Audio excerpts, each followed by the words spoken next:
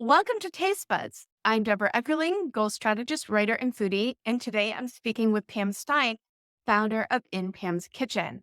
And one thing I know about Pam is she loves to cook, but she also loves to cook with wine. So I'm really excited to learn more about you and your wine cooking journey. And I know you're going to share some recipes. So Yeah. thanks for joining me, Pam. Thanks for having me, Deb. So let's talk wine and cooking.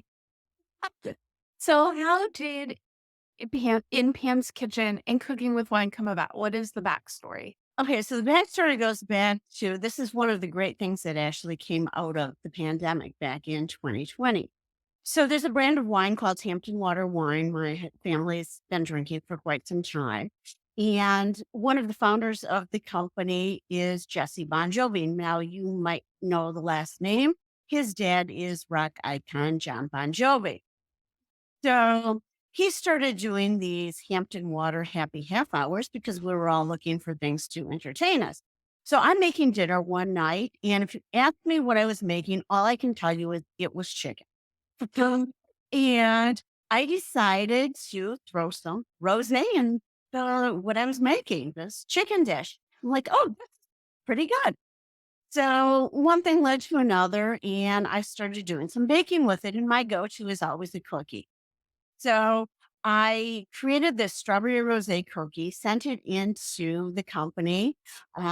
Jesse Bon Jovi made these on one of his Hampton Water happy half hours, and the rest is history. So that's how I started getting cooking with the wine. And then people started contacting me saying, "Hey, Pam, what else do you have? What else can you do with and without alcohol?" So that, in Pam's Kitchen was born from that. So, I love that. And so we've got a Hanukkah coming up. right. And so, what are some great Hanukkah foods that you make with wine? Well, I've got a couple of them right here for you. So, we all know donuts are a popular thing to eat, especially jelly filled donuts on Hanukkah. So, I have here a strawberry rose donut. They are wonderful, they're light. However, they are not a fried donut. Now, they have oil in them. Traditionally, obviously, on Hanukkah, we fried foods, but these are a little bit healthier because they are baked. And so we bake them in a pan like this. So we get the little donut shape. It makes it a little healthier. But again, we get that donut. Now, what we can do with the donuts, because again, they're not jelly filled, is we have just some store-bought strawberry preserves here that I've added some wine to, and we can use this to either plop it on the donuts or we can use it as a dipping sauce. So break apart your donut and dip it in, and you've got a jelly donut for Hanukkah. Oh, it's so easy. These are baked in a donut shaped baking pan, so there's no frying involved. What goes into making them? How do you put the alcohol into the donut? It's a really basic recipe, and it's flour, baking powder, sugar, and what's great about these is to really get a strawberry flavor, which are strawberry notes in the wine that I'm working with, is it's freeze-dried strawberries that I pulverize. You can do it in a blender or food processor, and it becomes a powder. And so it gives it a little bit of you can see it in the frosting, it gives it a little bit of a pink color to it. So we have that. Now, in this particular recipe, I don't have it offhand. I think it would say half a cup of wine in this.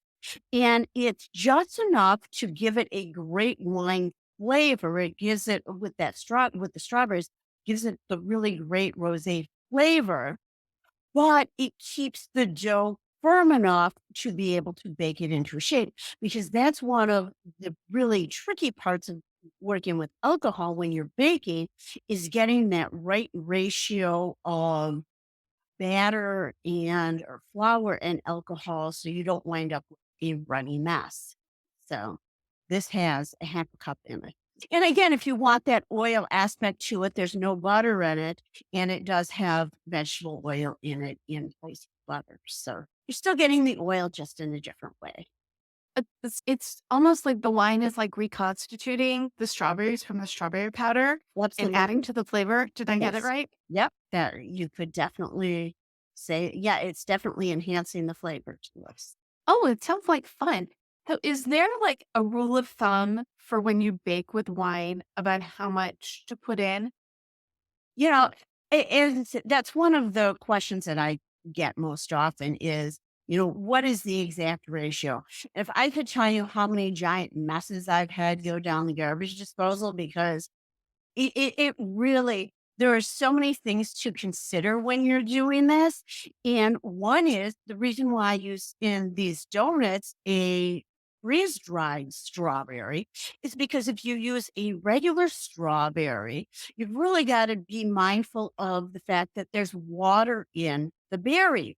Or even if you are doing any type of cooking with alcohol and fruit involved, in any other ingredients that may add water to it, because that will translate into you're mixing it.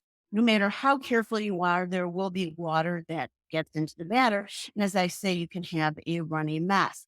I mean, typically, like I say, in the donuts, it's a half cup.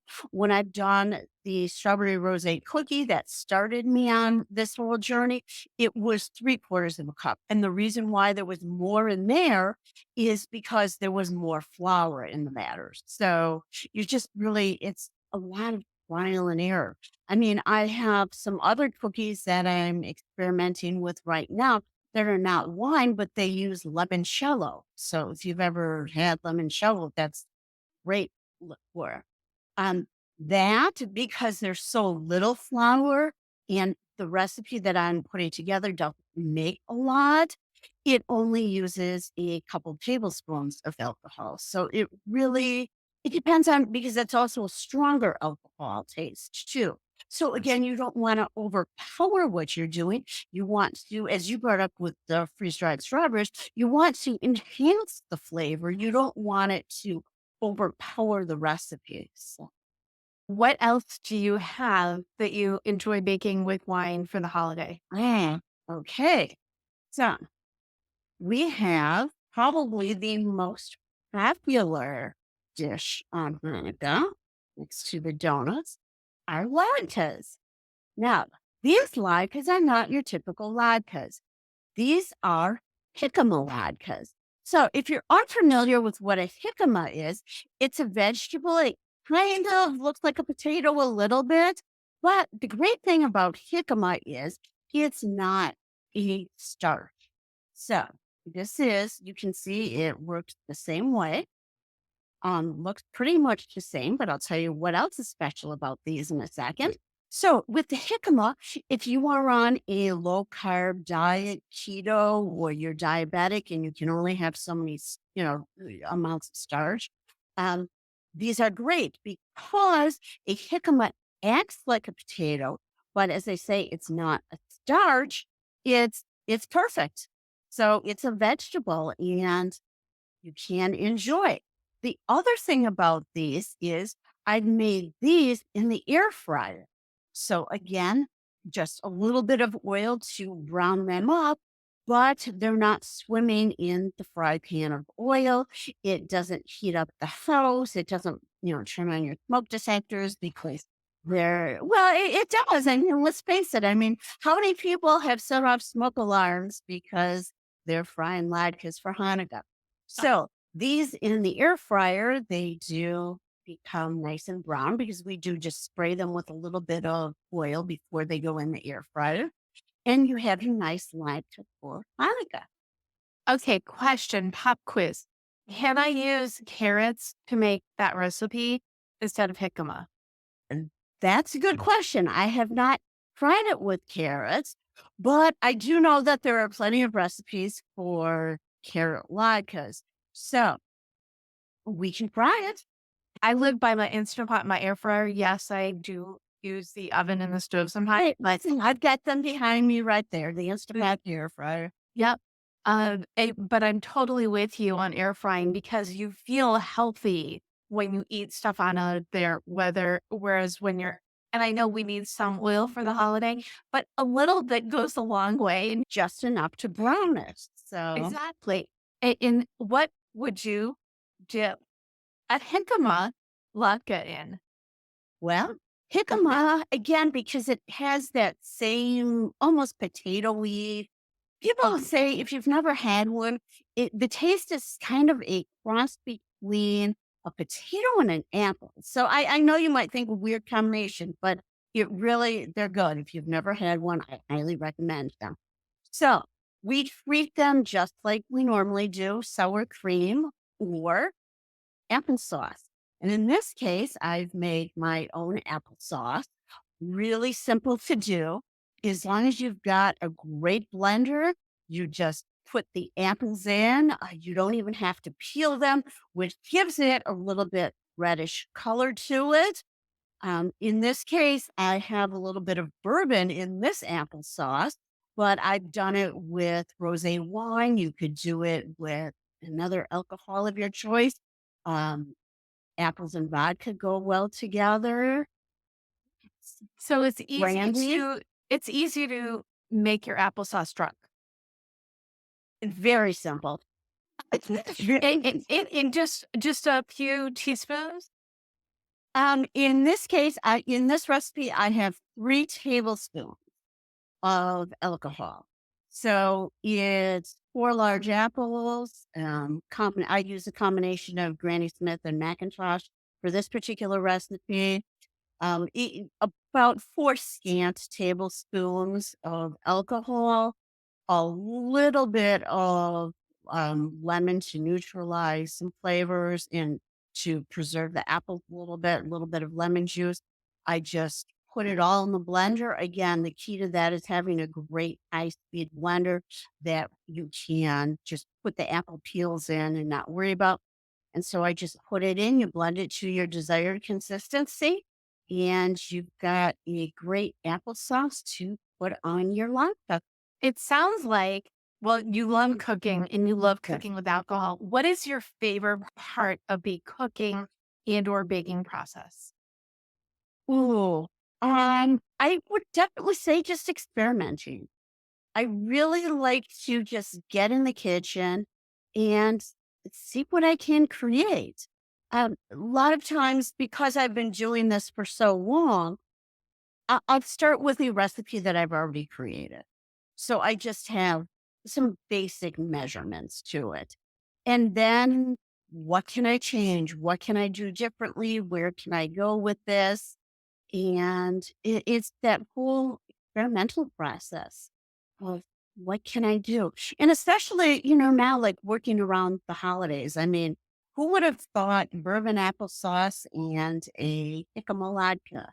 Um, so Well, you would because you did. yeah, Do you have any other tips for cooking, either for the holidays or really any time to what do people need to do to really enjoy the process more? yeah, really just okay. So I'm going to give you a real quick little backstory here, Deb. Um, when I got married 32 years ago, I couldn't cook to save my life. The joke was on my husband. If he thought he was marrying me to, cook dinner, well, you can just forget that. I mean, I couldn't even boil water. So one day I decided, okay, enough is enough. I need to learn to cook and got a Julia Child's cookbook. She happened to be doing a cookbook signing in Milwaukee here. Went and had her sign a cookbook, and that was what I needed to get going. And I've never looked back. But the one thing that I've definitely learned from all of this, and I'm really, would stress to anybody who's not so keen on their culinary skills is really just have patience. Like I said, a little bit ago, I've had, many a messes. It's that old saying, if at first you don't succeed, try again. That really goes for cooking, for baking. Just take your time, have patience. Everything will definitely come out. And most of all, make what you enjoy. You know, so many people, including myself, find baking, cooking, be somewhat therapeutic. It can be very relaxing.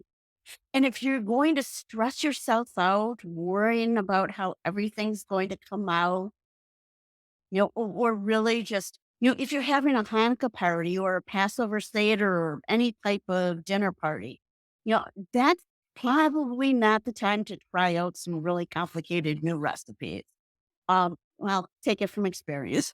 Um, so you might want to try those, ahead of time. But, go have fun, try something new, be adventurous. You can follow me for recipes or grab a cookbook that you might have.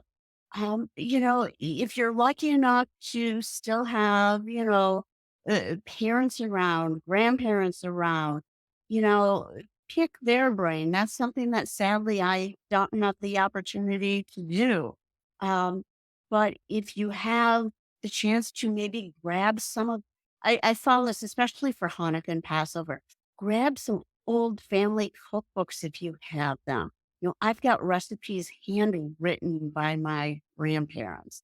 I mean, there's something special about that. Now, are these recipes I would necessarily make now? No, because we talked about before about things not being healthy, and you go back to the way people used to cook, and some people still do, but with a lot of schmaltz, which is fats and I don't. So, that becomes an opportunity to how can I take these recipes and update them, make them a little healthier? And as I say, get in the kitchen, just have fun and experiment.